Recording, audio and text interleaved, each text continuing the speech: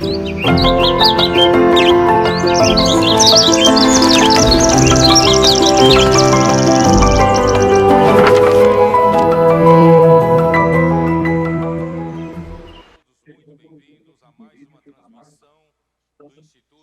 tous les bienvenus à une nouvelle transmission de l'Institut Vie pour tous.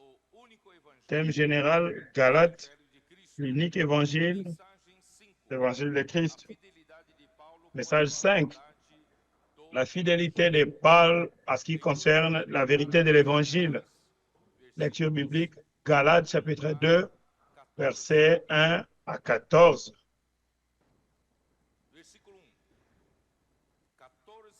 Verset 1.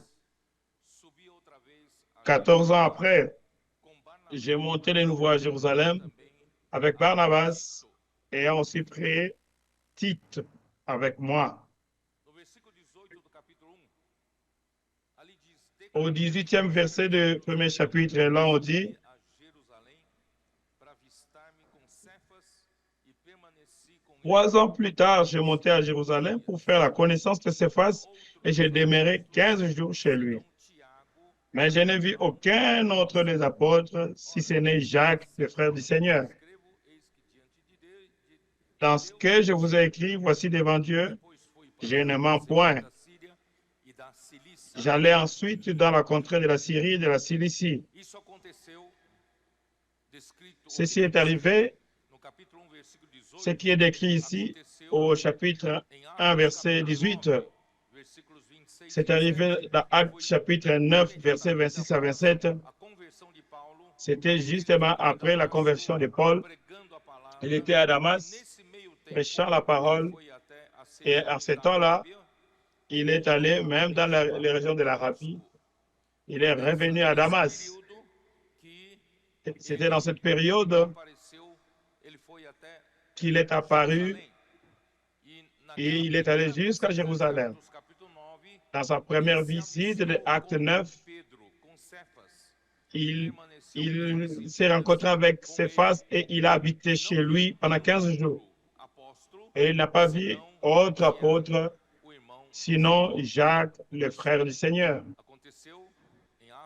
C'est arrivé dans Actes chapitre 9.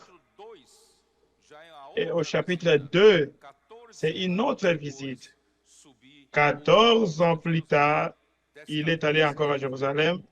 Cette fois-ci, il est allé avec Barnabas, mais aussi avec Tite. Seulement pour que vous puissiez vous situer au temps, la conversion de Paul était autour des années 37. 14 ans après, on se réfère à son voyage pour Jérusalem avec Barnabas pour parler avec les judaïsants qui sont venus de la Judée et en Antioche pour parler de la nécessité de pratiquer la circoncision suivant les coutumes de Moïse pour être sauvé. C'est dans Actes 15, versets 1 à 5. Ceci est arrivé autour des années 50. À partir des années 37 jusqu'aux années 50, c'était 14 ans. Mais dans Acte 15, on ne mentionne pas que Paul avait amené Tite, parce que Tite n'était pas juif. Lui, il était grec. Probablement, Paul a amené Tite dans cette discussion sur la nécessité des païens chrétiens qui puissent passer à la circoncision et appliquer la loi de Moïse. Paul veut amener quelqu'un qui n'était pas juif, qui était païen, chrétien, grec, pour qu'il voie comment est-ce qu'ils imposaient la circoncision aux païens qui ont cru au Seigneur. C'est pourquoi il a amené Tite. Probablement, il a amené Tite pour que la discussion sur la pratique de la circoncision imposée par ces judaïsants aux chrétiens païens soit faite dans la présence d'un Grec qui a cru au Seigneur. Tite était, nous pouvons le voir, chapitre 2, verset 3 des Galates. Mais Tite, qui était avec moi et qui était grec, ne fut pas même contraint de se faire circoncire. Nous pouvons voir un peu qui était Tite. 2 Corinthiens 2, le verset 13.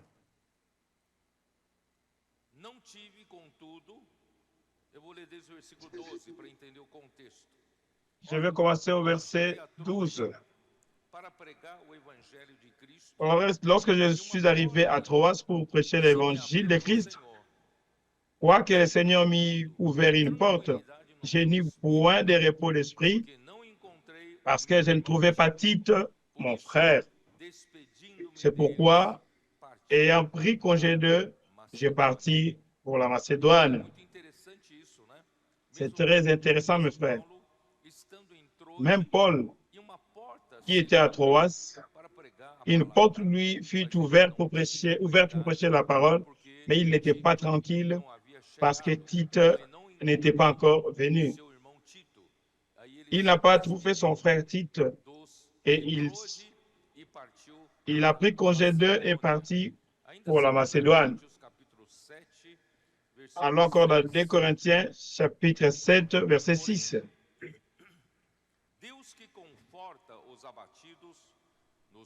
Mais Dieu qui console ceux qui sont abattus, nous a consolés par l'arrivée de Tite. À Troas, il n'avait pas la tranquillité d'esprit, bien qu'il y avait une porte ouverte pour prêcher la parole, mais il n'a pas prêché la parole, il est allé à Macédoine. Et finalement, il est arrivé à Macédoine. Ici, on nous dit, mais Dieu qui console ceux qui sont abattus, nous a consolés par l'arrivée de Tite. Voyez l'importance d'avoir les compagnons dans l'œuvre du Seigneur.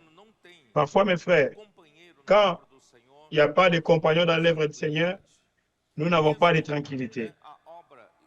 Bien qu'il y ait des portes ouvertes dans l'œuvre, mais nous ne sommes pas tranquilles pour faire l'œuvre du Seigneur sans le soutien des compagnons de l'œuvre. Ceci montre que cette intimité, cette relation entre les coopérateurs est très importante. Parce que c'est très organique. Mais aussi, au 13e verset,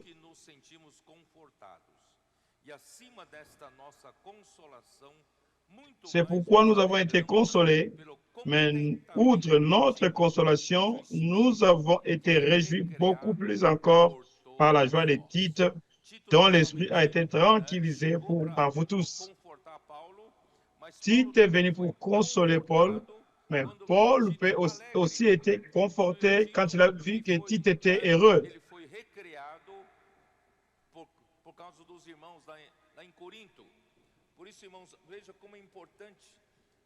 Voyez combien il est important que nous soyons dans un environnement de joie, un environnement apprécié.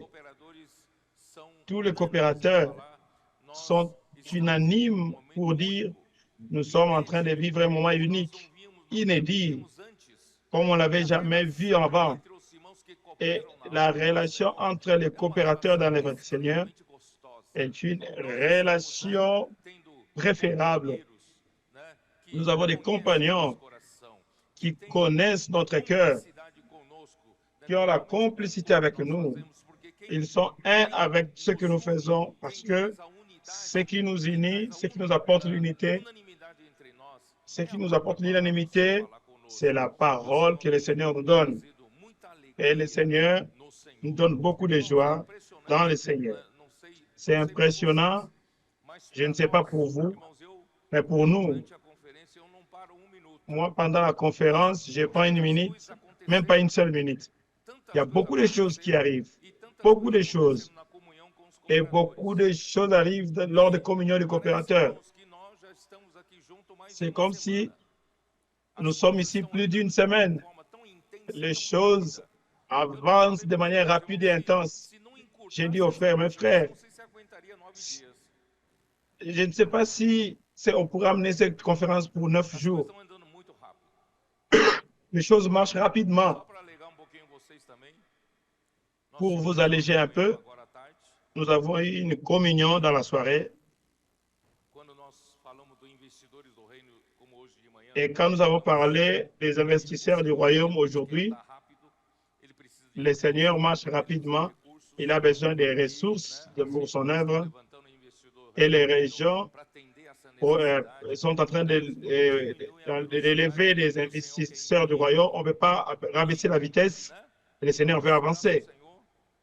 Et grâce au Seigneur, les choses avancent rapidement. Je n'ai pas besoin de détailler ce qui arrive, mais aujourd'hui, l'Esprit m'a dérangé sur une chose.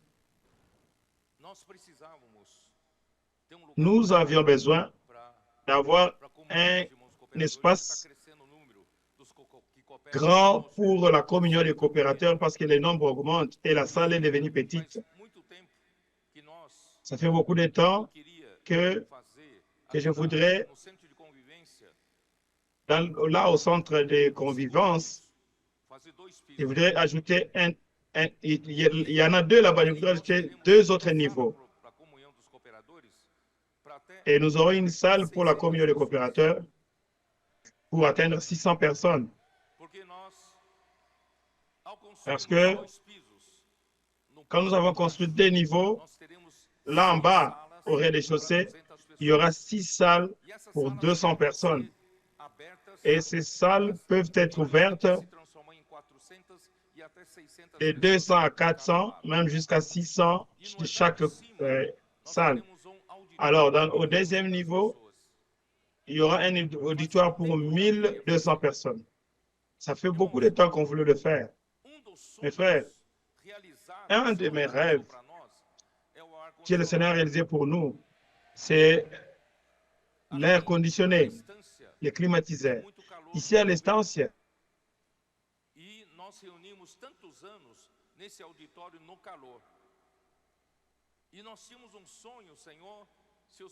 et le rêve du Seigneur, si le Seigneur le veut, nous avons prié le Seigneur pour placer de la climatisation dans cet auditoire. Et finalement, c'est devenu possible. À la fin de l'année dernière, nous avons fini avec la climatisation. C'était un rêve pour moi. Et maintenant, mes frères, ça fait beaucoup de temps que je voulais ajouter 2 niveaux.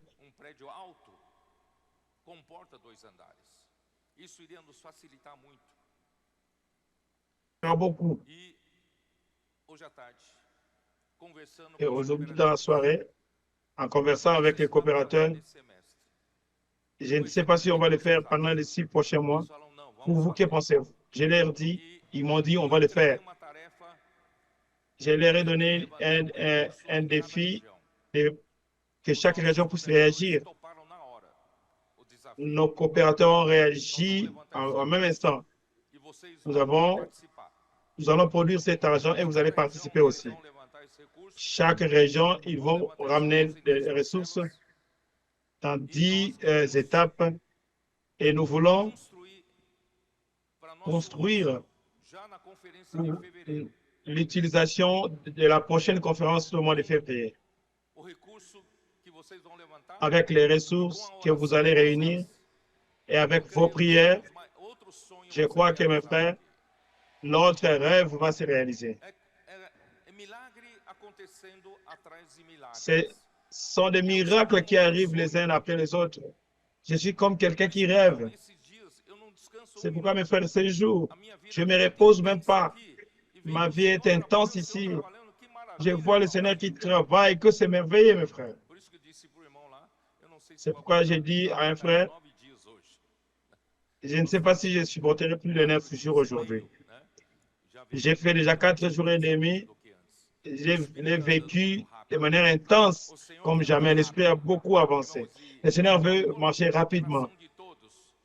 et avec la coopération de tout le monde. Après que Néhémie ait construit reconstruit les murs ont été terminés, les portes restaurées, les choses revenaient en ordre, les services, les offrandes, les relations. Grâce au Seigneur, le Seigneur marche rapidement maintenant. D'un côté, c'est fatigant, mais d'un autre côté, je suis très content. Je suis encore content en voyant mes compagnons dans la joie. C'est comme ça que Tite était à l'égard de Paul. Paul était dans la joie parce qu'il a vu Tite qui était encore joyeux pour les frères. Chapitre 2 des Corinthiens, verset 6. Nous avons donc engagé Tite à achever chez vous cette œuvre de bienfaisance comme il avait commencé. Tite avait reçu l'engagement. Vous avez besoin du contexte pour comprendre. Je commence au premier verset du chapitre 8. Nous vous faisons connaître, frères, la grâce de Dieu qui s'est manifestée dans les églises de la Macédoine. Au milieu de beaucoup de tribulations qui les ont éprouvées, leur joie débordante et leur pauvreté profonde ont produit avec abondance des riches libéralités de leur part. Ils ont, je l'atteste, donné volontairement selon leurs moyens et même au-delà de leurs moyens. Nous demandons avec de grandes instances la grâce de prendre part à l'assistance destinée aux saints. Et non seulement ils ont contribué comme nous l'espérions, mais ils se sont d'abord donnés eux-mêmes au Seigneur, puis à nous, par la volonté de Dieu. Nous avons donc engagé Tite à achever chez vous cette œuvre de bienfaisance comme il avait commencé. Tite était engagé pour achever cette grâce. Oui, mes frères. La joie abondante. Hier, j'ai participé à la communion avec les frères de la région 8 qui ont donné beaucoup.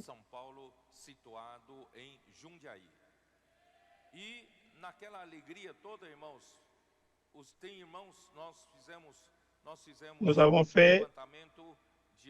avons récolté des offrandes pour 10 mois. Alors, il y avait des frères qui offraient déjà 10 000 réals par mois et les autres 1 000 réals par mois. Les autres, c'était 500 par mois. Mais il y a aussi ceux qui contribuent avec 500 réals par mois. Ceci veut dire quoi?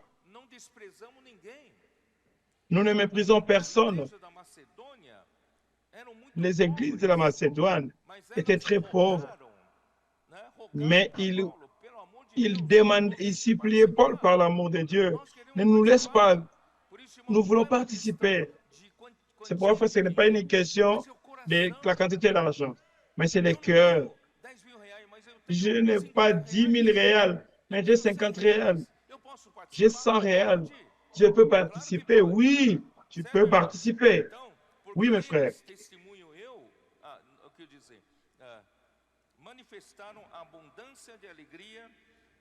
Ils ont manifesté l'abondante joie dans leur profonde pauvreté.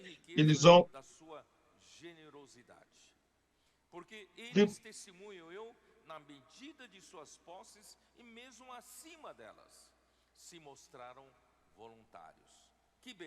Ils se sont montrés volontairement. C'est ce qui arrive au milieu de nous. Au verset 16, grâce soit rendue à Dieu de ce qu'il a mis dans le cœur de Tite, les mêmes empressements pour vous.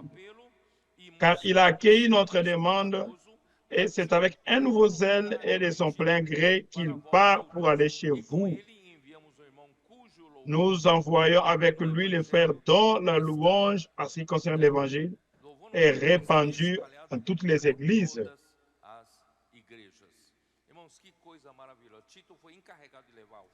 Comme c'est merveilleux, Tite a été engagé pour réunir les offrandes. Et le chapitre 12, verset 18.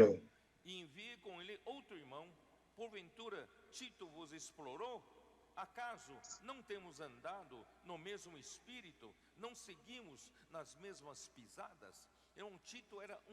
J'ai engagé Tite à aller chez vous et avec lui, j'ai envoyé les frères. Est-ce que Tite a exigé quelque chose de vous? N'avons-nous pas marché dans le même esprit, sur les mêmes traces? Paul était serviteur de Dieu. Il n'a pas profité des églises. Au contraire, il servait les églises avec son cœur pur.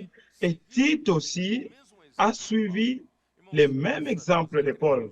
Mes frères, grâce à Dieu au milieu de nous, les coopérateurs, nous sommes un. Nous agissons de la même forme. Nous n'explorons personne. Nous exigeons rien à la personne, mais nous avons un cœur pur pour servir les frères. Nous n'avons pas besoin des éloges. Nous ne cherchons pas de reconnaissance parce que nous sommes serviteurs de Christ. C'est ainsi que Paul avait ce cœur, Tite aussi en avait. Et maintenant, la lettre que Paul avait écrite à Tite lui-même, on lit le livre de Tite, ça se trouve où? Chapitre 1, verset 4. À Tite, mon enfant légitime, en notre commune foi, que la grâce et la paix te soient données de la part de Dieu, le Père et de Jésus-Christ, notre Seigneur, notre Sauveur. Ses compagnons de Paul, Tite, étaient considérés comme son fils spirituel. Il était totalement un avec Paul, complice de Paul. Grâce au Seigneur, le Seigneur nous a aussi donné beaucoup de compagnons qui sont des complices. Nous avons les mêmes cœurs, les mêmes objectifs, nous travaillons de la même forme, nous servons le Seigneur avec un cœur pur. Et je voudrais dire, je crois que vous tous, vous êtes mes compagnons, vous êtes mes compagnons dans l'œuvre du Seigneur. Sans vous, mes frères, l'œuvre, sans vous, l'œuvre ne sera pas exécutée. Mais grâce à Dieu, vous êtes mes compagnons. Cette semaine, j'étais à la maison, préparant le message. J'ai pensé ainsi. Imaginez seulement, moi je prépare le message, mais si je n'avais pas l'opportunité de donner ce message aux frères, et si vous n'étiez pas là pour recevoir cette parole, de recevoir comme la parole de Dieu, et faire que cette parole opère dans l'Église, faisant la volonté de Dieu, ce que j'ai préparé ne vaudrait rien. Vous comprenez? Alors, vous êtes mes compagnons. Sans vous, la parole n'exécute pas l'œuvre de Dieu. Grâce à Dieu, avec vous, la parole est reçue et accueillie et la parole fait l'œuvre du Seigneur. Vous tous, vous êtes nos compagnons. Vous tous, vous êtes nos coopérateurs dans l'œuvre du Seigneur. Nous allons travailler ensemble jusqu'à ce que le Seigneur revienne. On revient dans Galates 2, verset 2.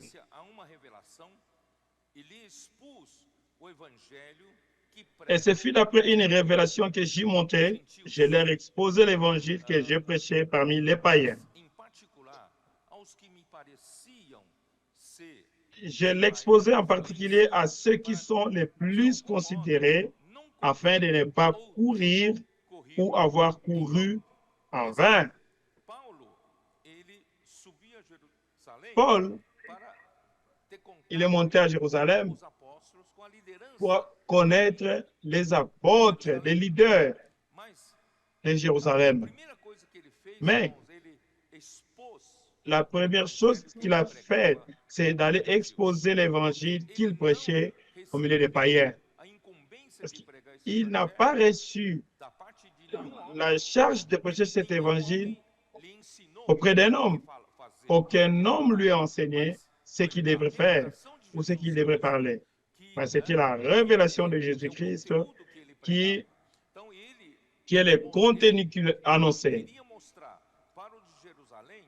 Je voudrais montrer aux frères de Jérusalem qu'il était envoyé par Dieu et il parlait suivant la révélation de Jésus-Christ Et c'est l'évangile qu'il prêchait aux gentils. Et quand il arrive au verset 3, j'ai déjà lu, mais Tite, qui était avec moi et qui était grec, ne fut pas même contraint de se faire circoncis. Mes frères, l'agenda d'un serviteur du Seigneur n'est pas selon la logique humaine, mais c'est selon la direction de l'Esprit. C'est comme Jésus dit à Nicodème, Nicodème, tu es dans la sphère terrestre et je voudrais emmener le royaume de Dieu ici sur terre. Et je veux qu'à travers la régénération, faire en sorte que les gens par la foi soient régénérés et qu'ils renaissent de l'esprit et arrivent à ne plus marcher selon l'homme, selon les règles, selon les programmes, selon la logique humaine. Comme Nicodème, tu marches. Moi, je vais produire l'Église, un groupe de gens qui appartiennent au royaume des cieux, qui marchent différemment de ceux de la terre. Alors il dit, celui qui est né de la chair est chair et marche selon la chair. Mais celui qui est né de l'esprit est esprit. C'est ce que l'esprit est en train de faire. En moi, 6 000 personnes qui sont nées de l'esprit et la grande espérance de Dieu en exécutant son œuvre à travers vous, à travers nous, que nous tous, nous puissions abandonner le marché selon la chair, que nous puissions désister aux règles humaines, la loi humaine, que nous soyons tous disposés à suivre l'esprit et à marcher selon l'esprit. Mais comment marcher en esprit? Suivant la parole. C'est pourquoi Jésus dit à Nicodème, les vents soufflent là où il veut. Vous entendez sa voix, les sons du vent, mais vous ne savez d'où il vient et où il va. Et Jésus dit à Nicodème, c'est ainsi que tous ceux qui sont nés de l'Esprit sont. Nous avons ici 6 000 frères et des milliers qui nous accompagnent sur l'Internet. Dieu est en train de produire une église en Philadelphie qui a peu de force, qui n'a rien programmé. Ils ne sont pas capables de faire l'œuvre du Seigneur, mais ils sont tous flexibles à suivre l'Esprit. L'Esprit a besoin d'avoir la liberté au milieu de nous. Il veut souffler. Si on ne sait pas là d'où il vient, d'où il va, c'est ainsi que tous ceux qui sont nés de l'Esprit doivent être, en d'autres mots. Nous marchons en nouveauté de vie, comme Romains 6 et Romains 7 nous le disent. Nous sommes l'Église qui marche dans la nouveauté de l'Esprit. C'est pourquoi je vous ai alerté, j'ai averti les coopérateurs à ne pas permettre que notre vieux homme, notre expérience, nous nous sentons capables, avec les expériences qui passaient, et essayant de les ramener aujourd'hui. Et nous allons limiter la liberté de l'esprit. Nous devons continuer à être simples. Le Seigneur nous a donné les adolescents, le Seigneur nous a donné la maison d'adolescents. Leur simplicité nous contamine. Et à travers leur simplicité, l'amour qu'ils ont pour la parole, l'énergie de la vie est venue à l'Église à travers les adolescents. Et nous, les vieux, nous ne pouvons pas influencer cette force jeune, cette force de nouveauté de l'esprit avec notre capacité, avec nos expériences et avec le temps qui passe. Au lieu de donner la liberté à l'esprit, nous imposons à l'Église que l'Église fasse selon notre manière de voir, selon ma façon de concevoir les choses. Nous devons suivre l'Esprit. Nous devons continuer à suivre l'Esprit. C'est pourquoi Jésus dit aux disciples dans Matthieu 18, Si vous ne vous convertissez comme des enfants, vous n'entrerez pas entrer dans le royaume des cieux. L'Église est la réalité du royaume des cieux. Ce n'est pas un endroit où je dois marcher comme je veux. Ce n'est pas un endroit pour marcher selon mon expérience, selon ma connaissance biblique. Je dois être celui comme un enfant. Il obéit à la parole du Seigneur et marche selon la direction de l'Esprit.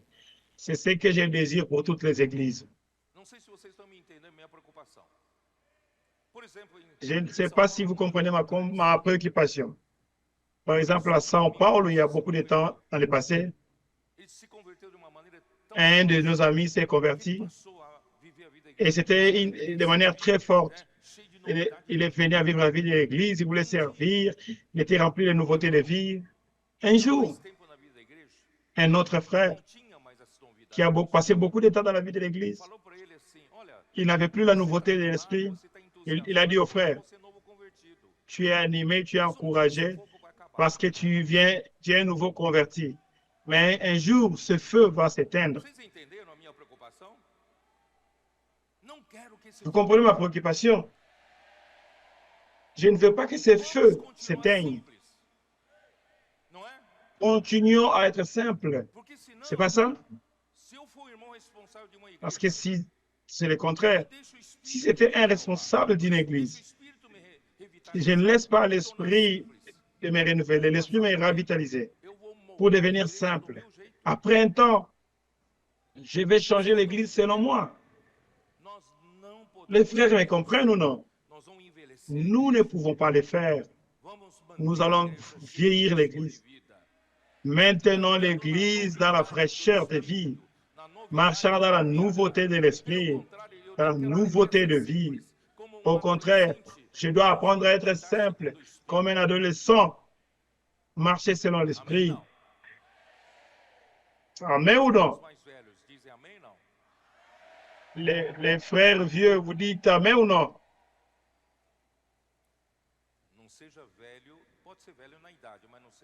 Ne soyez pas vieux dans l'âge seulement, mais dans l'esprit, je parle.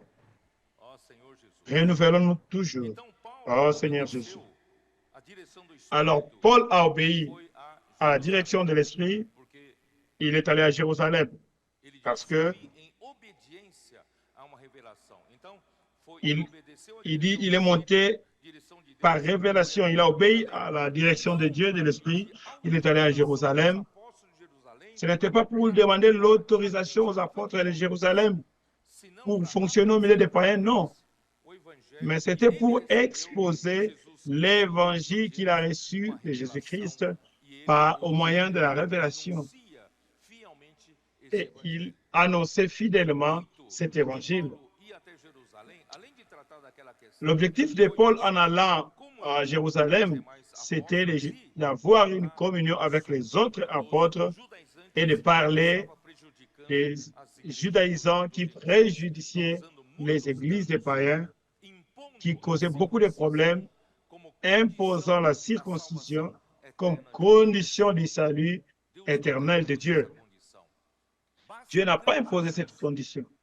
Il suffit de croire en Jésus. Nous sommes sauvés par la grâce. Versets 3 à 5. Le titre qui était avec moi, qui était grec, ne fut pas même contraint de se faire circoncise. Et c'est là à cause des faux frères qui s'étaient furtivement introduits et glissés parmi nous pour épier la liberté que nous avons en Jésus-Christ avec l'intention de nous asservir. Nous ne leur cédâmes pas un instant et nous résistâmes à leurs exigences afin que la vérité de l'Évangile fût maintenue parmi vous. Mes frères, toute cette pression des frères de Jérusalem, Paul est allé à Barnabas, avec Barnabas, il est allé avec Tite, mais Jérusalem, il a affronté une forte pression parce que Jérusalem était Jérusalem. Les apôtres de Jérusalem sont les apôtres de Jérusalem. Les statuts pèsent. mais ils ne leur cédant pas, ils n'ont pas laissé d'être influencés. Paul dit, nous ne leur cédons pas un instant. Ils n'ont pas cédé à ce qui n'était pas la vérité de l'Évangile. La question d'imposer la condition pour le salut, à part le fait de croire en Jésus et qu'ils devaient pratiquer la circoncision et la loi de Moïse, Paul dit, nous n'avons pas cédé à cela. En aucun moment, moins encore Tite ne s'est pas soumis à se faire circoncire. Il ne s'est pas fait circoncire. Mes frères, tout ça, c'est parce qu'il voulait mettre fin avec notre liberté en Christ. Ils avaient l'intention de nous asservir. Ils voulaient nous faire revenir à l'esclavagisme pour nous perfectionner dans la chair. Aujourd'hui, nous n'avons pas un problème avec la loi mosaïque, la pratique de la loi, mais nous avons un problème de revenir dans notre capacité, faire les choses selon notre chair, faire les choses selon notre programme. Non, mes frères, nous ne devons pas revenir dans ça. Nous voulons continuer dans la liberté de l'esprit, suivre la liberté de Christ. Paul, Barnabas et Tite ont affronté cette situation très difficile. Ils ont lutté pour ça. Et tout ça pourquoi? C'était pour l'amour des frères. Pour l'amour des frères, pourquoi? Pour que la vérité de l'Évangile soit maintenue parmi vous. Toute cette lutte pour préserver la vérité de l'Évangile, imaginez si Paul, avec ses compagnons, ils avaient fait naufrage dans ça, nous n'aurions pas la liberté de l'Évangile aujourd'hui. Grâce à Dieu, que Paul ne s'est pas soumis. Grâce à Dieu, que Paul a lutté pour ça. Et la vérité de l'Évangile était maintenue grâce à Paul. Vous croyez dans ça? C'est pourquoi j'ai dit, aujourd'hui, j'ai joué en disant, je voudrais embrasser Paul pour lui dire, Paul, tu as lutté et tu as souffert pour maintenir la vérité pure de l'Évangile. Et aujourd'hui, nous avons reçu cette vérité de l'Évangile de manière pure au milieu de nous, et nous pouvont la pratiquer et vivre par elle. Oh Seigneur Jésus, allons-y. Les judaïsants ont amené une nappe pour dire qu'il était nécessaire de se faire circoncire pour être sauvé. Et quand Paul est arrivé avec Tite qui était grec, ils n'ont pas eu le courage de contraindre Tite de se faire circoncire. Paul a amené Tite pour voir s'ils auront le courage de lui parler de la circoncision, mais ils n'ont pas pu. Tite n'était pas obligé à le faire. Paul appelle les judaïsants des faux frères. Verset 4. Et c'est là à cause des faux frères qui s'étaient furtivement introduits et glissés parmi nous pour piller notre liberté, nous qui vivons dans la liberté sans aucune obligation de vivre selon la pratique de la loi que les Juifs devraient pratiquer. Grâce à Dieu, mes frères, parce que c'est comme si les judaïsants, ils étaient obligés de pratiquer la loi. Ils étaient sous plusieurs instructions, ne faites pas ça, devez faire ça. Et quand les chrétiens païens viennent, ils sont libres, ils n'ont pas de loi pour pratiquer, il n'y a pas d'imposition, il n'y a pas d'obligation pour eux. C'est comme si ils sont jaloux de cette liberté et ils veulent imposer des conditions aux païens pour qu'ils soient sous la pratique de la loi. Grâce à Dieu, nous n'avons pas de loi à accomplir. La seule loi que nous avons,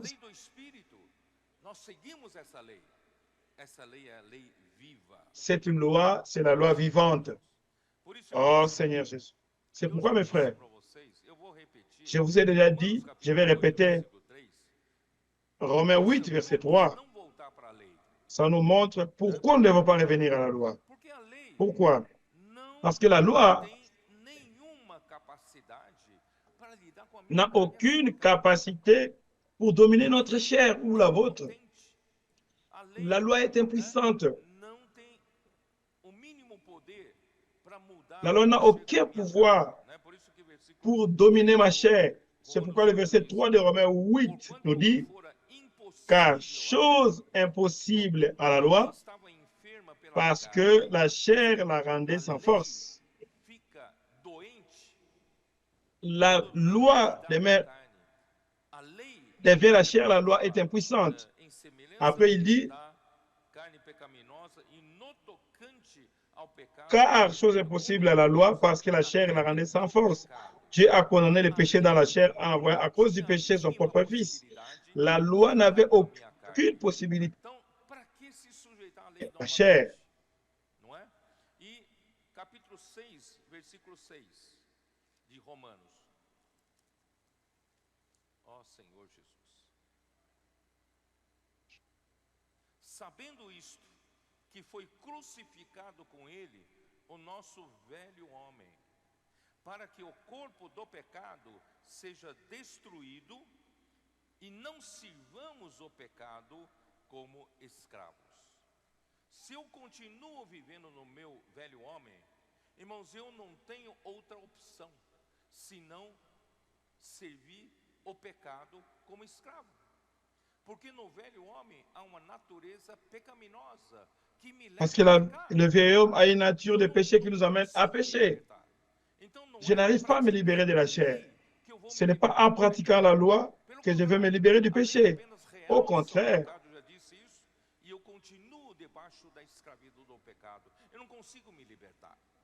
je n'arrive pas à me libérer de la loi. Vous le voyez ou non? C'est comme dans le chapitre 7 des Romains. Il dit, le verset 14,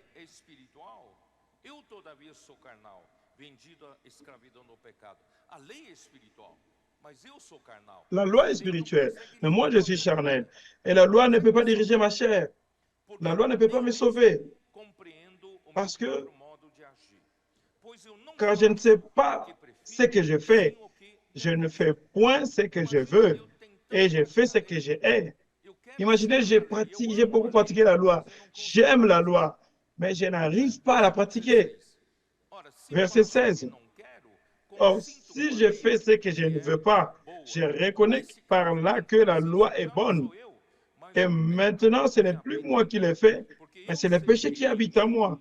Ce qui est bon, je le sais, habite en moi, c'est-à-dire dans ma chair. J'ai la volonté, mais non le pouvoir de faire le bien. Car je ne fais pas le bien que je veux et je fais le mal que je ne veux pas.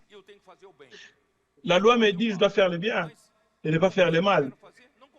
Mais le bien que je veux faire, je n'arrive pas à le faire. Le mal que je ne veux pas faire, je le fais. Je suis esclave. Et si je fais ce que... La loi me ramène au péché. La loi me montre que le mal est devant moi. Mais la loi ne me sauve pas de ça.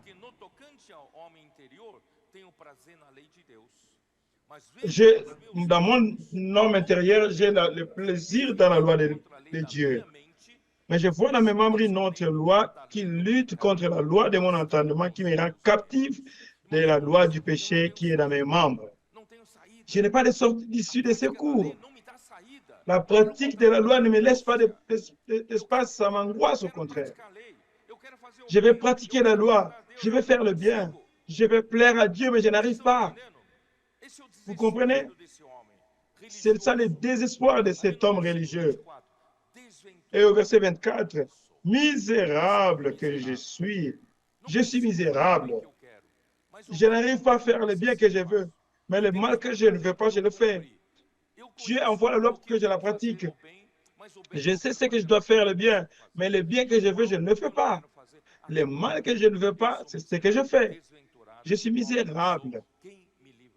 Qui me délivrera du corps de cette mort? Qui va me délivrer? Qui va me libérer?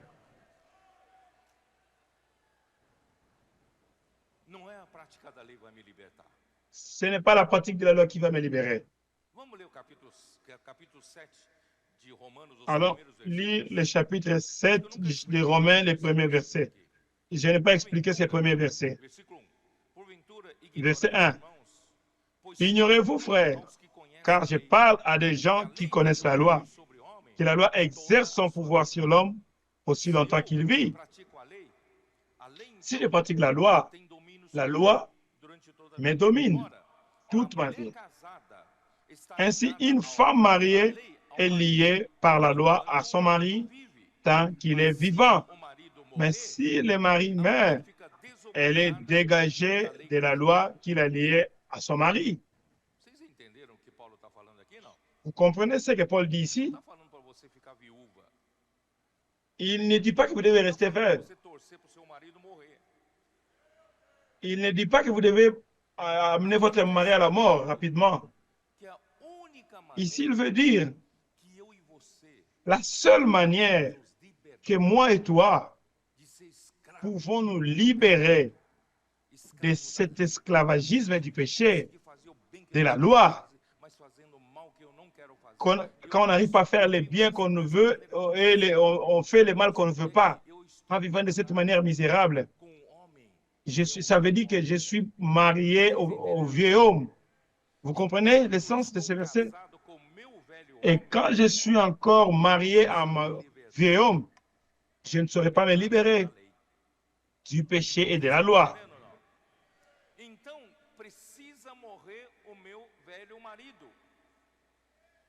Não é para você matar o seu marido, né?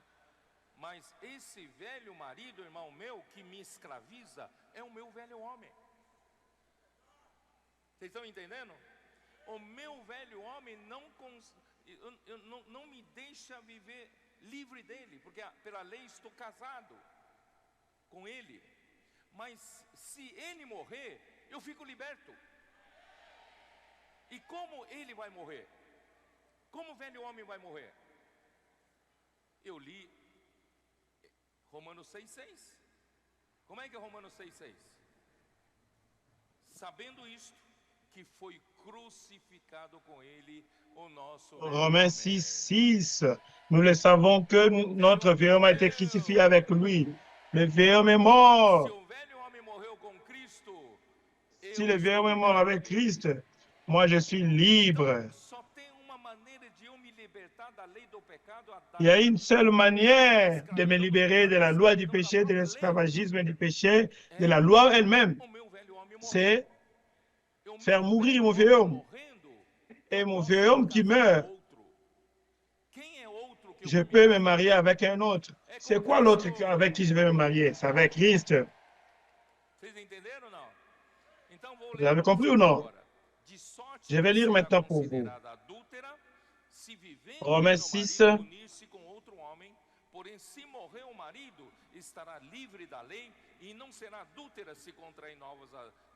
Or, si nous sommes avec Christ, nous croyons que nous vivons aussi avec lui. Le verset 4. À travers le corps de Christ, nous avons donc été ensevelés avec lui par le baptême à sa mort, afin que comme Christ est ressuscité des morts par la gloire du Père, alors la loi n'a plus d'obligation sur nous. Pourquoi est-ce que je vais revenir sur la loi? La loi, Christ est mort et je suis mort avec lui. Je suis déjà libre. Pourquoi? Pour appartenir à un autre mari. Maintenant, je n'appartiens plus à mon vieil homme. Depuis que j'ai cru en Jésus par la foi, mon vieil homme est mort avec Christ. Et maintenant, mes frères, j'appartiens à qui? À savoir que c'est lui qui a résisté d'entre les morts, afin que nous puissions produire pour Dieu. La seule manière de nous libérer de l'esclavagisme et du péché, de la loi, qui nous oblige à faire le bien ou le mal que nous n'arrivons pas à faire, les vieux hommes n'arrivent jamais à le faire. C'est pourquoi Paul dit, j'ai résolu de venir en venant chez vous, je n'ai pas voulu connaître autre chose, rien que Christ et Christ crucifié. C'est la mort de Christ qui nous a libérés. Alléluia. Je suis libre. Et Christ m'a appelé pour la liberté. C'est pourquoi, mes frères, le verset 6, chapitre 7.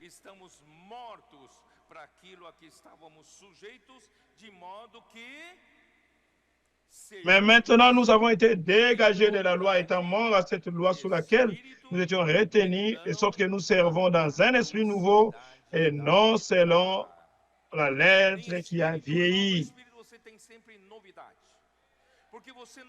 Dans l'esprit, nous avons toujours la nouveauté, parce que vous ne savez pas c'est quoi la prochaine étape. C'est toujours nouveau. L'esprit va vous introduire, vous amener aux choses nouvelles. C'est ça ou c'est pas ça? Les comportements dynamiques, les réseaux de soins, la maison d'adolescents, les adolescents, les capitaines, les intendants. Ce sont des nouveautés. Les cris de guerre. Aujourd'hui, nous étions en train de converser avec les frères.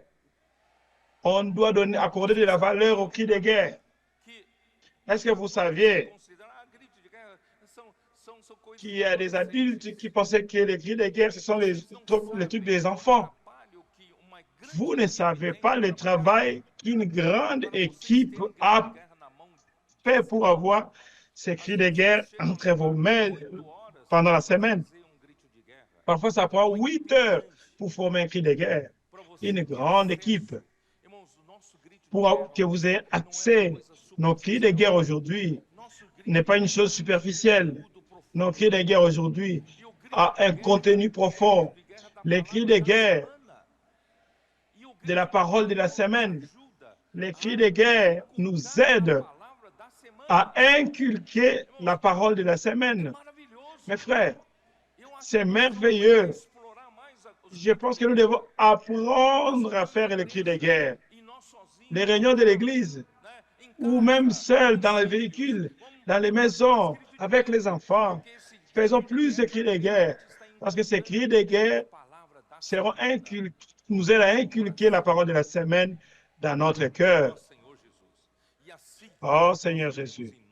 Et ainsi, nous vivrons en nouveauté d'esprit.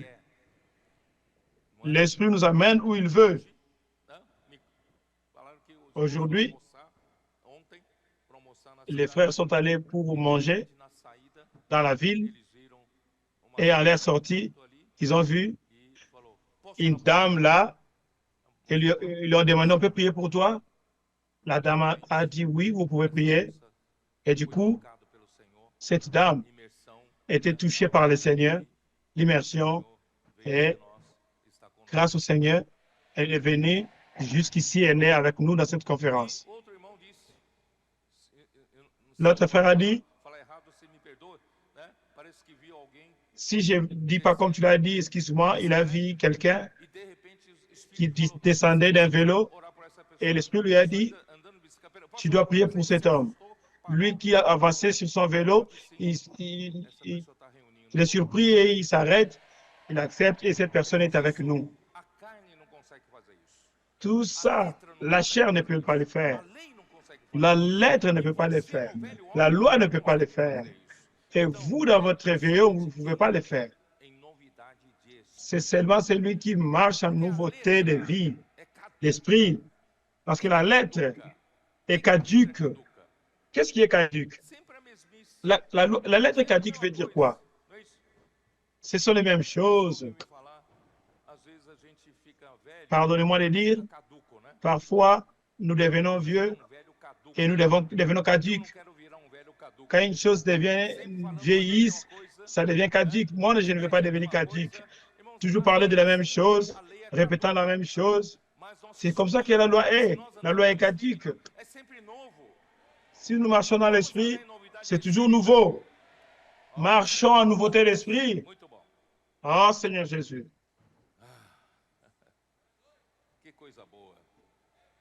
Quelle chose merveilleuse. Paul, Barnabas et Tite ne sont pas soumis à la pression des Juifs. Ils étaient fermes pour que la vérité de l'Évangile soit maintenue au milieu des églises. des païens. J'ai béni le Seigneur pour ça. Quand Paul et Barnabas sont arrivés à Jérusalem, ils ont été reçus par l'Église. C'est dans Acte 15. Rappelons-nous, Acte 15. Quand il est arrivé à Jérusalem, versets 4 et 5.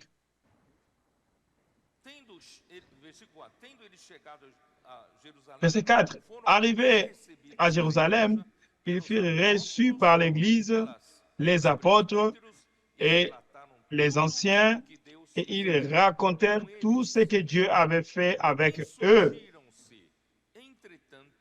Alors, quelques-uns du parti des pharisiens qui avaient cru s'élevèrent en disant qu'il fallait circoncire les païens et exiger l'observation de la loi de Moïse.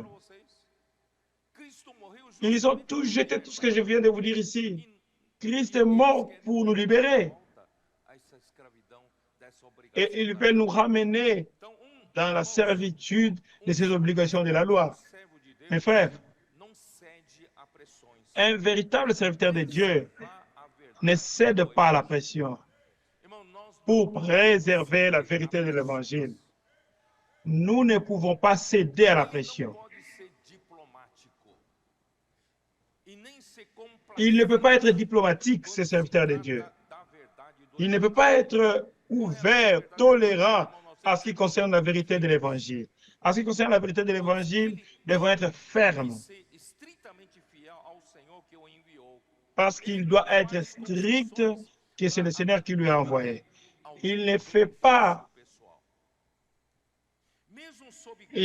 pour que les gens puissent lui accorder de l'attention ou des bénéfices.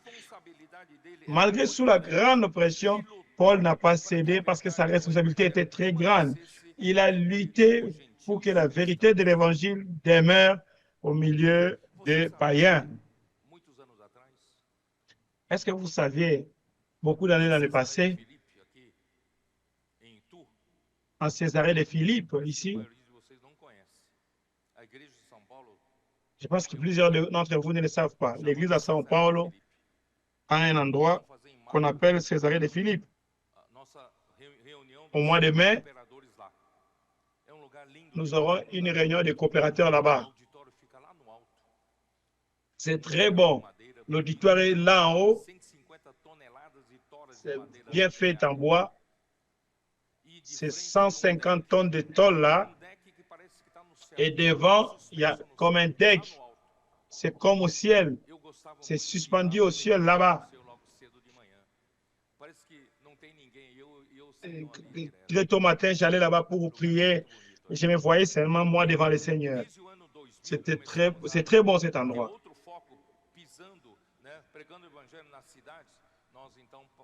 Depuis l'an 2000, nous avons eu d'autres objectifs. Et c'est comme ça que nous avons laissé Césarée de Philippe. Et maintenant, nous nous sommes rendus compte que nous devons restaurer cet endroit pour l'œuvre. Vous pouvez aussi le connaître, vous.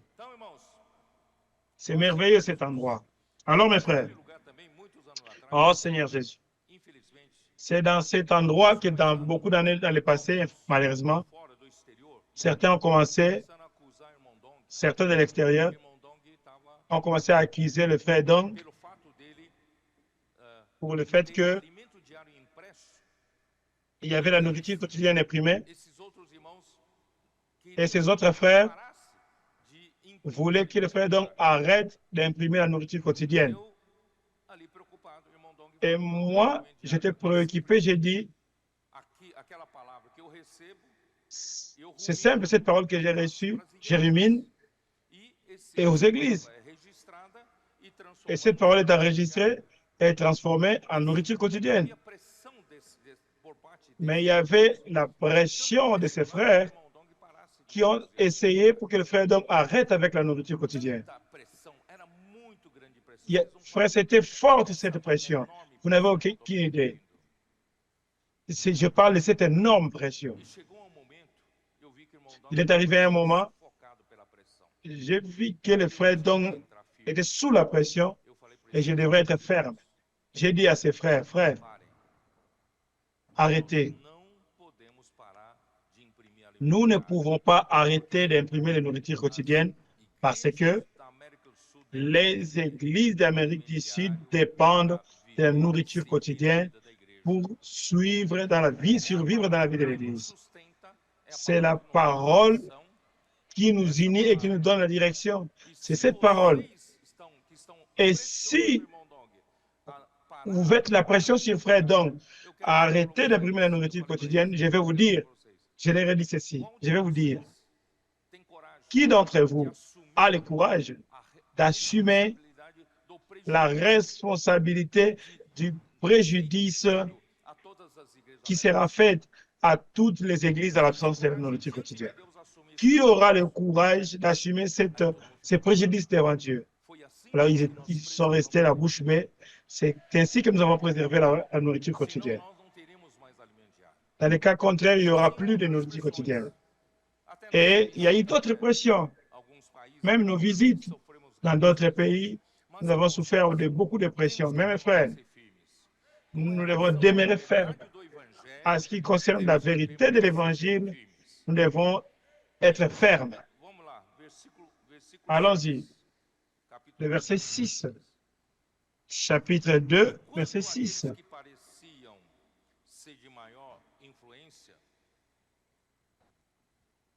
Galates 2, 6.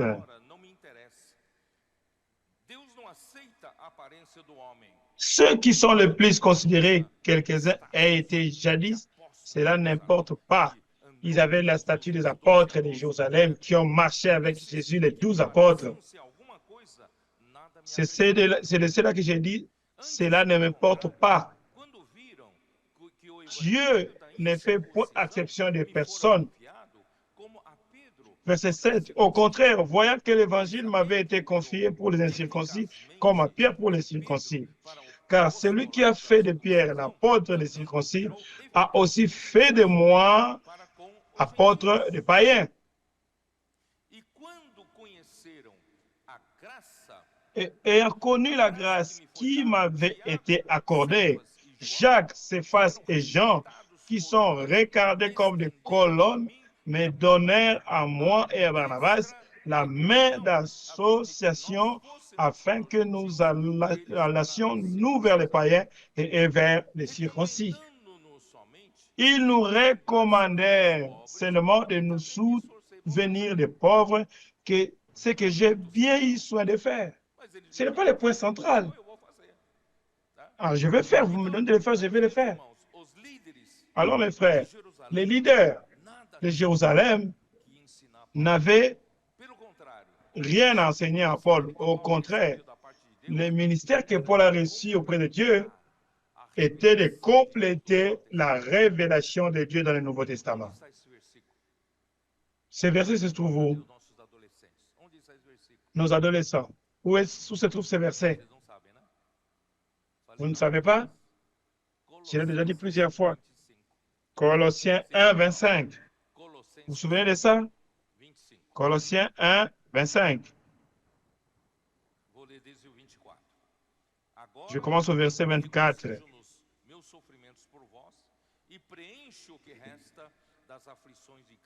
Je me réjouis maintenant dans mes souffrances pour vous, ce qui manque aux souffrances de Christ, j'ai la chair à ma chair, pour son corps qui est l'Église. C'est d'elle que j'ai été fait ministre, selon la charge que Dieu m'a donnée auprès de vous, afin que j'annonçasse pleinement la parole de Dieu. En vérité, c'est pour compléter la parole de Dieu. Mais compléter la parole de Dieu, c'est dans le sens d'apporter la révélation de la parole de Dieu. Dieu désire nous révéler tout le plan du salut de Dieu à l'homme, pour qu'il puisse sauver l'homme complètement, que Christ puisse régner complètement dans son Église et que Christ soit la tête sur toutes choses. Et pour ça, nous avons besoin de recevoir la révélation et apporter ce tableau complet du plan de salut de Dieu. Loué soit le Seigneur. Paul a reçu ces fardeaux Por isso, irmão, Paulo très diz, importants. eles não me acrescentaram C'est em pourquoi nada. Paul dit, Porque o que eles tinham, Paulo já tinha recebido do Senhor. E o que Paulo tinha, eles não tinham. Porque Paulo tinha essa missão complementar de completar a revelação da palavra de Deus. Então, ó Senhor Jesus, então Pedro menciona, né? Pedro menciona em sua segunda epístola, capítulo 3, 2 Pedro capítulo 3, versículo 15, 16, menciona a respeito de Paulo, não menciona? 2 Pedro 3,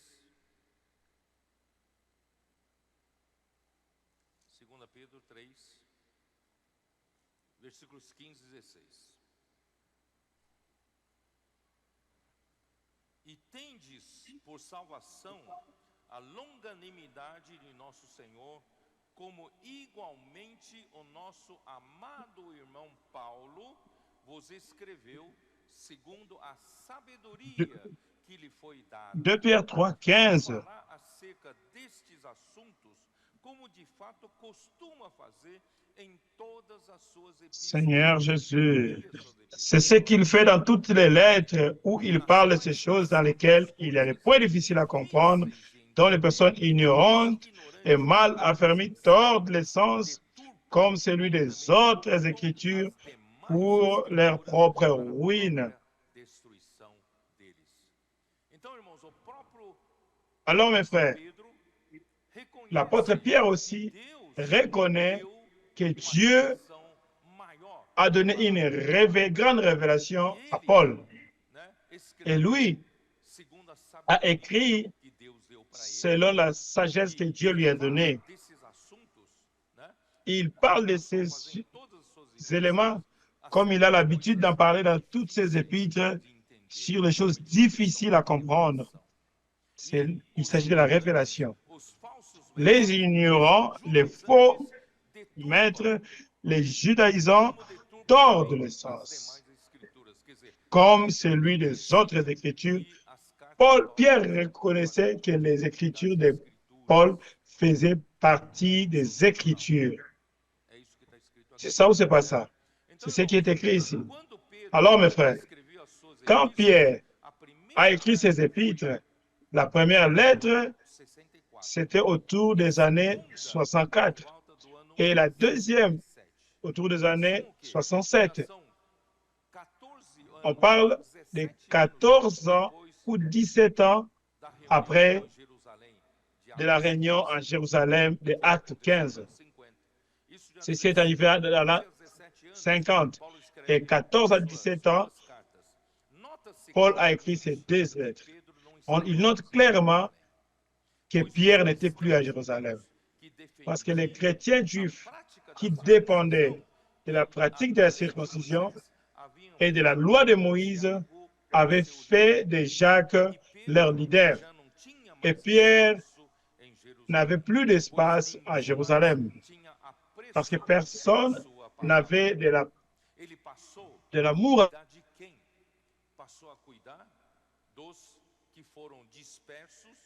No Ponto, na Galácia, na Capadócia, na Ásia e na Bitínia, os que tinham apreço pela palavra do apóstolo Pedro, os que viveram a primeira fase da igreja em Jerusalém. O ministério de Pedro se resumiu a cuidar destes, que não caíram no erro da segunda fase da igreja em Jerusalém. Os mesmos judaizantes que surgiram por volta do ano 50 faziam oposição não só a Paulo, faziam oposição a Pedro. Ils n'ont pas seulement fait de l'opposition à Paul, mais aussi à Pierre. Il a appelé des faux maîtres dans 2 Pierre chapitre 2, 2 Pierre 2, verset 1. Il y a eu parmi le peuple des faux prophètes, et il y aura de même parmi vous des faux docteurs qui introduiront des sectes pernicieuses et qui, régnant les maîtres qui les ont rachetés, attireront sur eux une ruine soudaine. será o Senhor que os Oh resgatou, Seigneur Jésus, trazendo sobre si mesmo, né, une repentina ruine destruição. soudaine. E muitos seguirão as suas práticas libertinas, Plusieurs les suivront dans leur dissolution et la voix de la vérité sera calomnieuse à cause sem d'eux. nós entendermos Mes esse frères, contexto, sans comprendre ce contexte nós não de Acte entenderemos 15, a quem nous se n'allons pas referia comprendre quando pourquoi ele Pierre disse parlait des falsos faux frères. Pourquoi? irmãos. Il s'agissait de quoi? Antigamente eu não conseguia entender direito os Moi non plus, je n'arrivais pas à comprendre les épîtres de Pierre. Mais grâce à Dieu, avec ses plans, nous pouvons voir et le Seigneur, j'arrive à comprendre. que se opuseram Ce sont les mêmes qui se sont opposés à Paul. de Paulo, eles Ils ont empêché le ministère de Paul à avancer. Ils se sont attaqués aussi à l'église de Jérusalem. Seigneur Jésus. esses mesmos, capítulo 3 de 2 Pedro, esses Chapitre 3 de 2 Pierre, trazem non heresias, seulement mas no ils ont amené des hérésies, conta mais le verset 3 nous dit, que nos últimos dias sachant avant tout que dans les derniers jours, il viendra des moqueurs avec les railleries, marchant selon les propres convoitises. são esses escarnecedores. Qui sont ces moqueurs? São exatamente aqueles que C'est exactement a palavra dos ceux qui se moquent de la parole des apôtres. as palavras de Paulo. Ils se moquaient des paroles de Paul, se sont moqués Quando dizem contre Pierre que Pedro quand ils disent que Pierre ia, juntamente com Tiago e João, insistait ensemble avec Jacques et Jean, il disait foram levados em qu'il particular il dit qu'ils sont les trois qui sont amenés sur la montagne avec Jésus, où Jésus s'est transfiguré devant eux. somente viram a glória e a majestade Et il a vu la gloire et la majesté de Christ. dizia do Ils ont vu que le Père a parlé, que Jésus était son Fils bien-aimé. Il a mis toute son affection. Écoutez-le. Pierre l'a vu, Pierre a vu cette majesté. os Mais les judaïsants, disseram les moqueurs, disaient fábulas que c'était des imaginations inventadas por Pedro, Tiago e inventées par Pierre, Jean et Jean. C'est dans 2 Pierre 1, 16. Então isso fez com que Pedro fizesse questão de afirmar que Ceci fait en sorte que Pierre ait le courage d'affirmer que, frère, caminho para seguir que vous avez un seul chemin à suivre avec sécurité, c'est de suivre la parole prophétique. Pedro falou, C'est pourquoi Pierre dit, temos assim verset 19, mais confirmada a palavra profética e fazeis bem em atendê-la, como a uma candeia que brilha em lugar tenebroso, até que o dia clareie e a estrela da alva nasça em et nous tenons pour autant plus certain la parole prophétique à laquelle vous faites bien de prêter attention, comme une lampe qui brille dans un lieu obscur jusqu'à ce que le jour vienne apparaître et que l'étoile du matin s'élève dans vos cœurs. Nous vivons dans les ténèbres et l'ennemi veut vous amener à marcher dans les ténèbres. Vous n'aurez pas de direction. Revenir à la pratique de la loi, marchant sans rien voir, vous n'irez nulle part. Mais comment est-ce que vous allez savoir que vous êtes dans le bon chemin? C'est à travers la parole prophétique. La parole prophétique est comme une lampe qui brille dans un lieu obscur. Et à cause de cette lumière, vous voyez la direction. Vous savez par où aller. Et cette direction va vous amener à la seconde venue de Christ. C'est ce que nous allons faire. Je me dirige vers la seconde venue de Christ. Vous allez également avec moi? Alléluia. Nous suivons avec sécurité la parole prophétique. C'est pourquoi Pierre, il disait ceci dans 2 Pierre 1, verset 12. Je n'avais pas compris ce contexte. Voilà pourquoi je prendrai soin de vous rappeler ces choses, bien que vous les sachiez et que vous soyez affermis dans la vérité présente. Quelle vérité présente il s'agit ici? Pourquoi Pierre insistait à ceux qui ont vécu à la première phase de la vie de l'Église merveilleuse en Jérusalem qu'il devait les rappeler à tout ce qu'ils ont écouté là?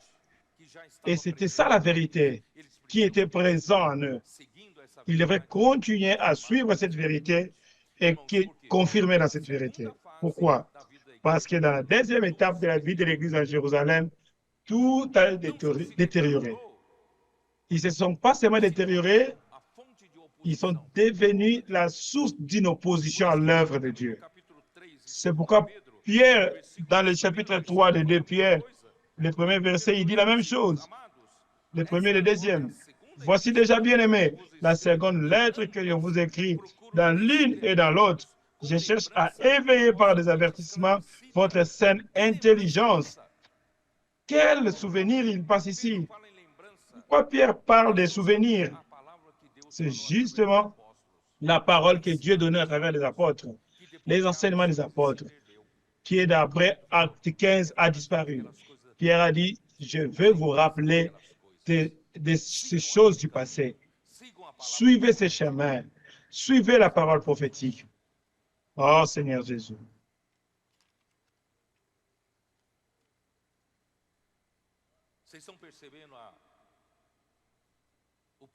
Vous voyez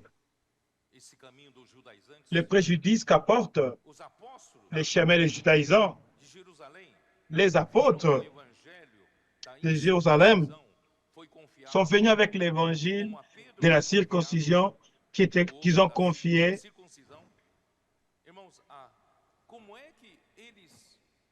Comment est-ce que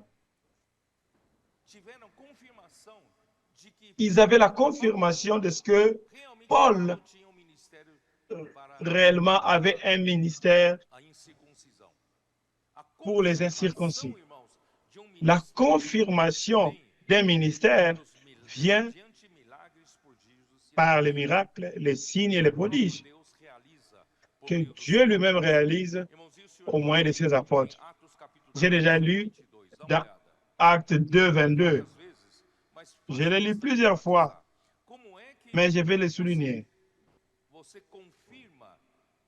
Comment est-ce que vous confirmez qu'un apôtre fait l'œuvre de Dieu? Jésus était l'envoyé de Dieu. Chapitre 2, verset 22, Acte. Hommes israélites, écoutez ces paroles. Jésus de Nazareth, cet homme à qui Dieu a rendu témoignage devant vous par les miracles, les prodiges et les signes qu'il a opérés par lui au milieu de vous, comme vous le savez vous-même. Pourquoi les signes, les miracles et les prodiges confirment l'œuvre d'un envoyé de Dieu? Parce que c'est Dieu lui-même qui les fait. L'homme ne peut pas réaliser avec des signes, des prodiges, des miracles. C'est Dieu lui-même qui les fait. Mes frères, Dieu le fait à travers de celui qu'il a envoyé parmi vous. Comme vous le savez, verset 43,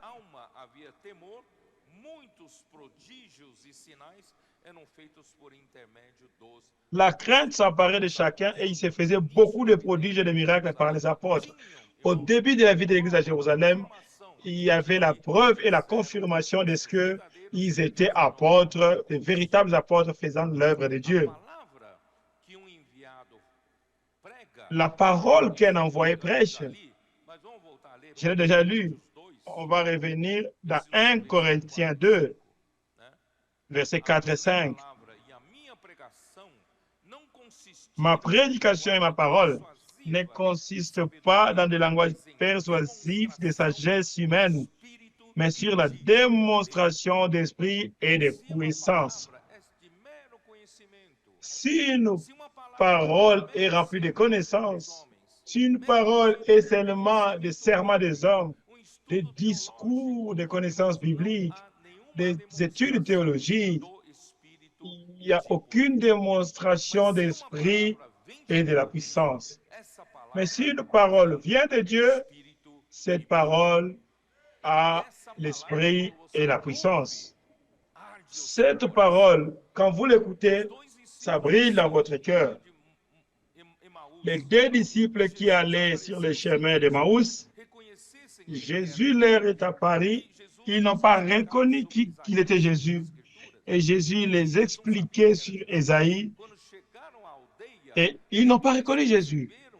Quand ils sont arrivés au bord, c'est là qu'ils se sont rendus compte que c'était Jésus, et Jésus avait disparu.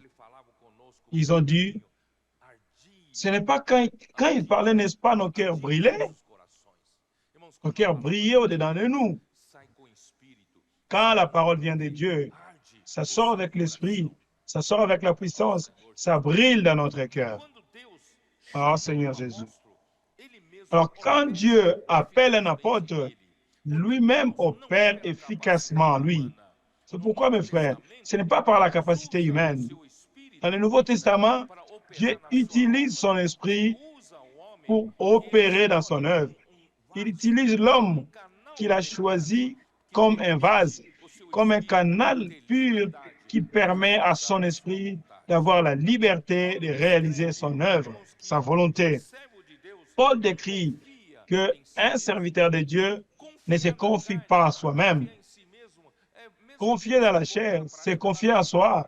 C'est la même chose que de revenir à la pratique de la loi. Nous n'avons pas le problème de la loi de Moïse, mais nous avons un problème de nous confier à nous-mêmes. Nous avons ou non? Si nous ne sommes pas sauvés de ça, nous allons finir par nous confier à nous-mêmes, nous confier dans nos expériences du passé, nous confier dans ce que nous savons qui est meilleur, nos opinions. Tout ça, c'est le même principe que de revenir à la pratique de la loi. C'est pourquoi dans 2 Corinthiens 3, versets que je lis toujours avec vous, versets 3 et 4, je peux lire à nouveau 2 Corinthiens chapitre 3, versets 3 à 4. Et verset 3. Verset 4. Cette assurance-là, nous l'avons par Christ auprès de Dieu. Ce n'est pas dire que nous soyons par nous-mêmes capables de concevoir quelque chose comme venant de nous-mêmes. Notre capacité, au contraire, vient de Dieu. Mes frères, nous ne sommes pas capables ni de penser quelque chose.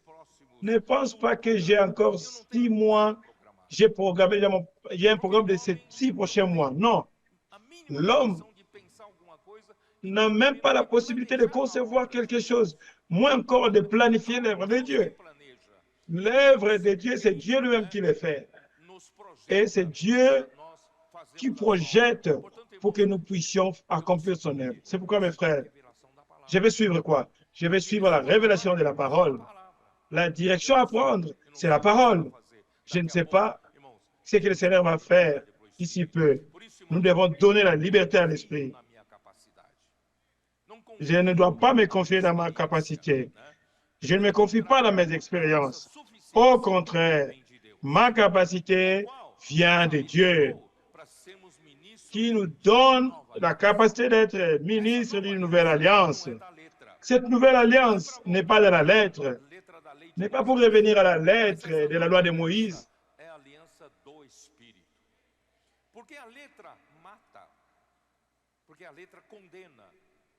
La lettre condamne, la lettre exige et vous ne pouvez pas pratiquer. C'est pourquoi elle tue. Mais l'esprit donne la vie.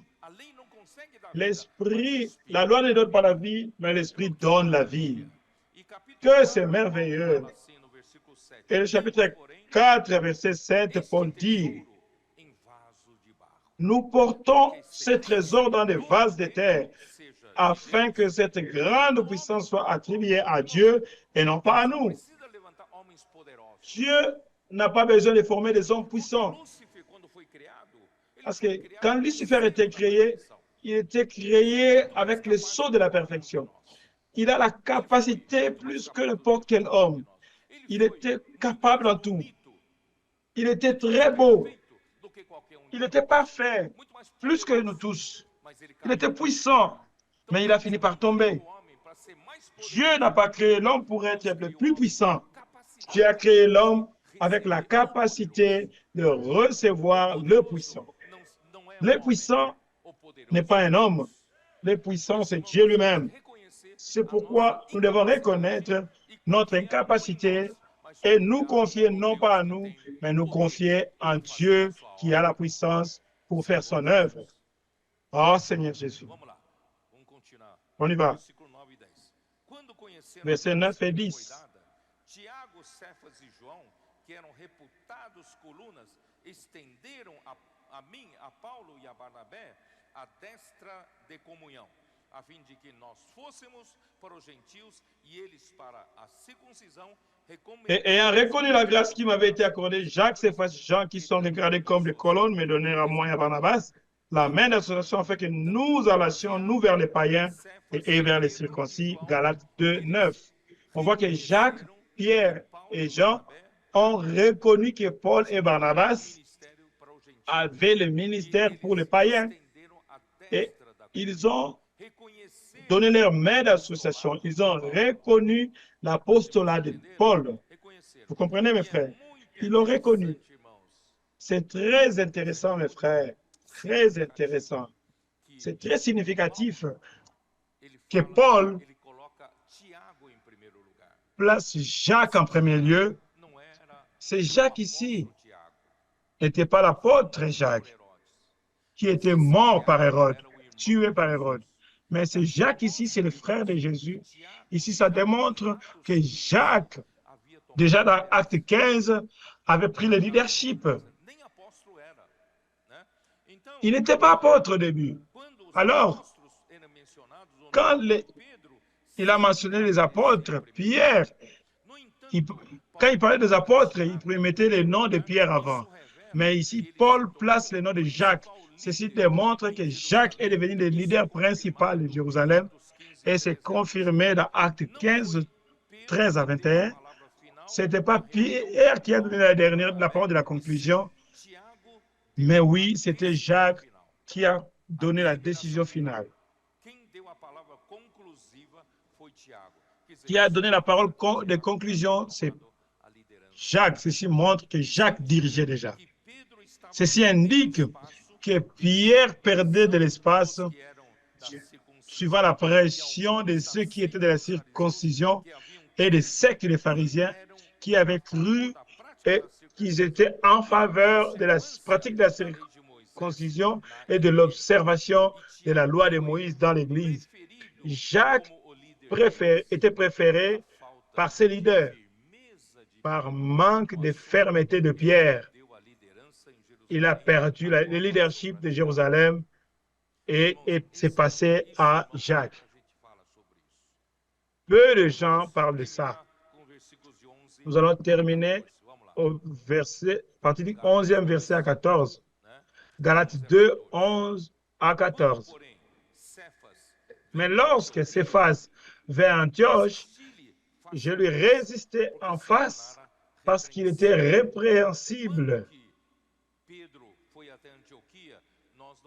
Quand Pierre est allé à Antioche, nous ne savons pas. Mais à un certain moment, Pierre était allé à Antioche. Qu'est-ce qu'il a fait?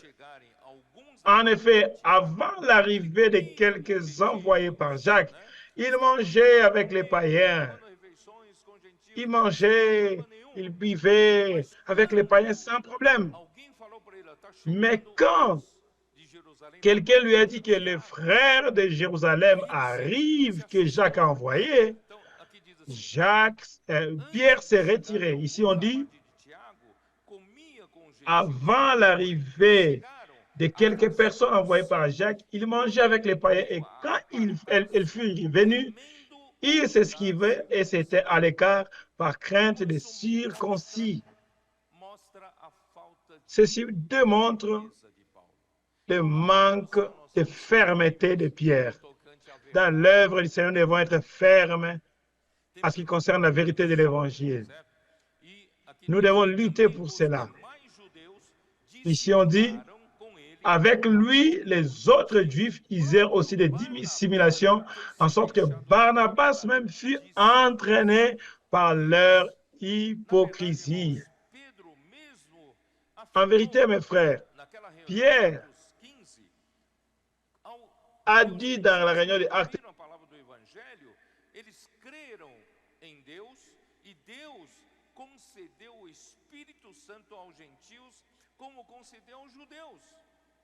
comme il a donné aux Juifs, quand il l'a fait au jour de la Pentecôte. Et Dieu n'a pas fait de distinction entre les Juifs et les païens, parce qu'il ils sont tous sauvés par la grâce du Seigneur Jésus. C'est l'Acte 15, versets 8 à 11. Au moins, en Antioche, Pierre avait peur de ceux qui sont venus de Jérusalem et il s'est esquivé. Ceci montre sa faiblesse et manque de fermeté. La raison pour laquelle il a perdu le leadership à Jérusalem. Paul devait lui résister face à face pour qu'il est devenu irrépréhensible. Mais aussi, le verset 14, voyant qu'il ne marchait pas droit selon la vérité de l'Évangile, j'ai dit, prêtez bien attention à ça, la vérité de l'Évangile. La vérité de l'Évangile, c'est la chose pour laquelle on ne doit pas céder une seule minute. La vérité de l'Évangile pour laquelle nous devons revenir, devons lutter pour qu'elle demeure dans sa pureté. Et quand j'ai vu qu'il ne marchait pas selon la vérité de l'Évangile, j'ai dit à ses faces, en présence de tous, si toi qui es juif, tu vis à la manière des païens, et ceci prouve que Pierre était juif, mais après s'être devenu chrétien, il est devenu comme païen, non pas comme les juifs. Et pourquoi forces-tu les païens à judaïser? Vous savez, mes frères, malheureusement, l'attitude de Pierre a influencé les autres frères. De la manière dont ils n'ont pas d'attitude déterminée, cette attitude n'a pas permis à l'Église de Jérusalem de prendre une autre direction. Cette Église est devenue une Église qui pratique la loi. Pierre n'a pas avancé correctement suivant la vérité de l'Évangile. À la conséquence de ce manque de courage, ça a fortifié les Juifs dans l'Église, qui sont devenus, qui a causé des problèmes pendant beaucoup d'années dans l'œuvre du Seigneur. Malheureusement, Jérusalem a pris une autre direction de l'œuvre du Seigneur, qui est différente de l'œuvre du Seigneur, et cette autre direction est devenue la source d'une œuvre opposante qui faisait pression sur Paul ou même sur Pierre. Et à la fin, ceci était responsable qu'à la fin du siècle, l'amour à la parole prophétique avait disparu. Et nous, l'Église, avons souffert de ça pendant 19 siècles de dégradation. Grâce à Dieu, au 21e siècle, la vérité de l'Évangile a ressurgi au milieu de nous. Et nous, maintenant, avec Jérusalem, avec les murs édifiés, les portes restaurées,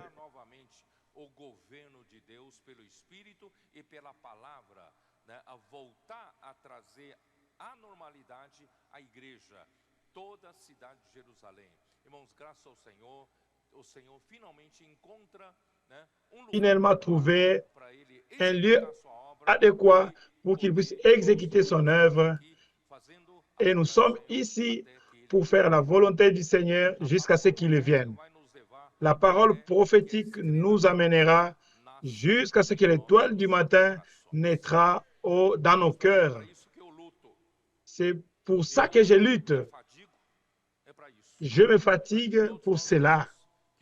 Pour que nous tous, mes frères, que le Seigneur ait le gouvernement au milieu de nous et qu'il ait la liberté de parler, que l'Esprit ait la liberté d'agir et que nous soyons tous des vases qui coopèrent avec l'action de l'Esprit, avec l'œuvre de Dieu pour faire sa volonté. Amen. Jésus est le Seigneur.